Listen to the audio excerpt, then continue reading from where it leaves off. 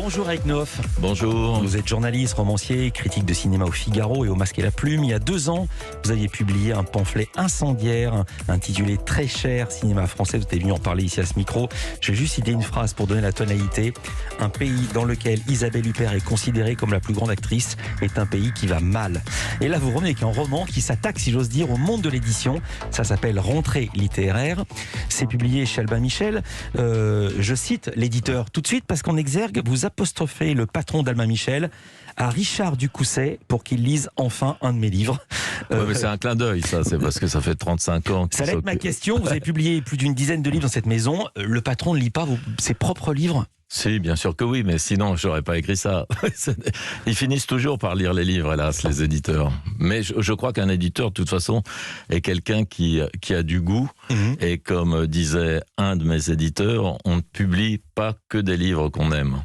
Et c'est une bonne méthode parce que publier des best-sellers, ça permet à côté de continuer à faire de la littérature, entre guillemets. Bien sûr, c'est la loi des 10-90. 10% des livres apportent 90% des bénéfices et inversement, et c'est les grosses ventes qui permettent de prendre de risques. L'édition continuera à respecter cette règle-là.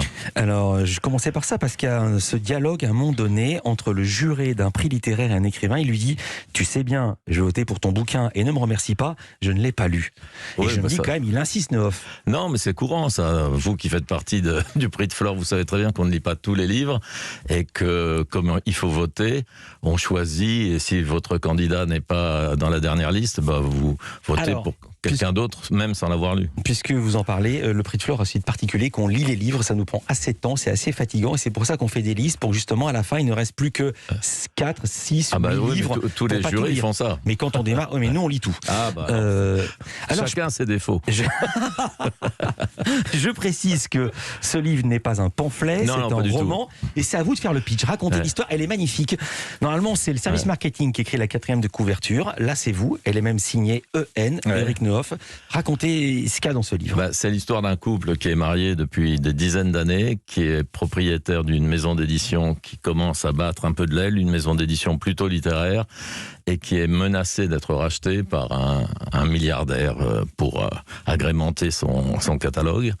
Et c'est l'histoire d'une rentrée littéraire, comme le titre l'indique, avec tout ce qui se passe, les parutions, les prix, les déceptions, les articles, les émissions. Et ça se termine après, en gros, ça se tient de septembre à fin janvier. D'accord, j'allais vous dire, ne racontez surtout pas la fin.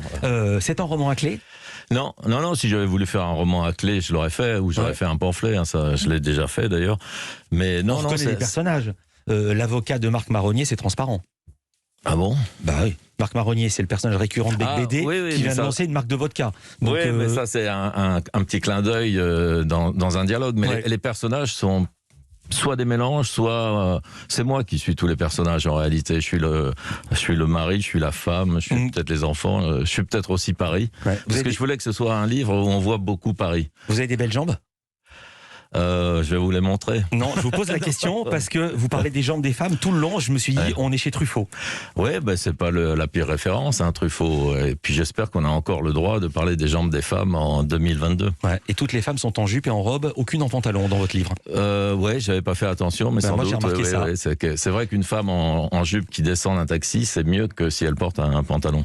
Description formidable du milieu de l'édition. Je vais la lire. Tout jeune, Mathieu, il y a ce couple d'éditeurs et ils ont un ami écrivain qui s'appelle Mathieu. Tout jeune, écrivez-vous, tout jeune, Mathieu s'était figuré que les cocktails littéraires regorgeaient d'affolantes créatures. Ce n'était pas souvent le cas. Il n'y avait que des vieilles filles, des postières hystériques, des sous-normaliennes.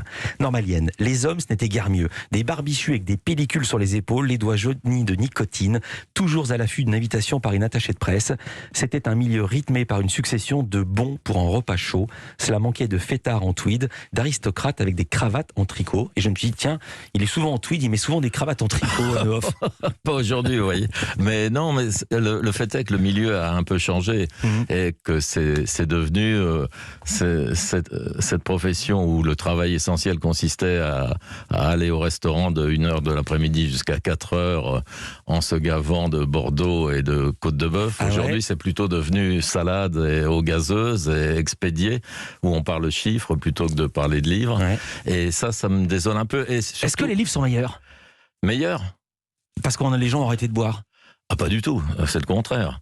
Je crois que ça fait partie d'un art de vivre, la littérature, l'édition. Moi, je regrette la disparition de grandes figures comme Jean-Claude Fasquelle, Claude Durand, Gaston Gallimard, tous ces viveurs il y a un petit clin d'œil à Fasquelle à un moment donné. Il y a encore un déjeuner dans un restaurant. Pascal Grasset. Ouais, il essaye de débaucher un auteur et il lui demande quand il est né. Et l'auteur lui dit en 59 et il commande un Bordeaux de cette année-là. Et ça, je défie aucun éditeur d'aujourd'hui d'avoir la même idée.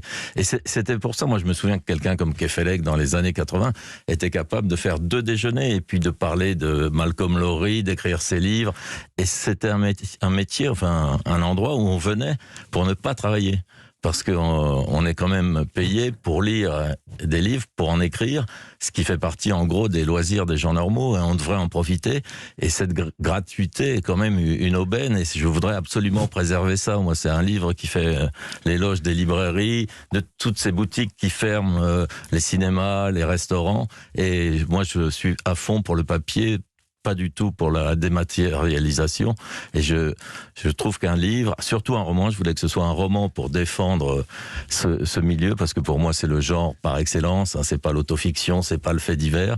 Et le livre en papier, c'est un truc merveilleux, parce que quand vous voyez quelqu'un dans un café ou dans le métro en train de lire un livre, vous pouvez lui dire je l'ai lu à telle époque, etc. Alors que si c'est sur un Kindle, on ne sait pas. Je vais abonder dans le sens que vous dites. J'ai commencé par des traits de perfidie et d'ironie, mais c'est un grand livre amoureux des mots et de la bonne table. Et moi, je pense aussi, moi, c'est la même chose. Quand j'ai commencé dans le journalisme, je pense à des gens comme Jean-François Bizot et Actuel, où les conférences de rédaction, ça commençait à midi et ça se finissait à 16h. Et le journal était bien meilleur que beaucoup de choses qui sortent maintenant.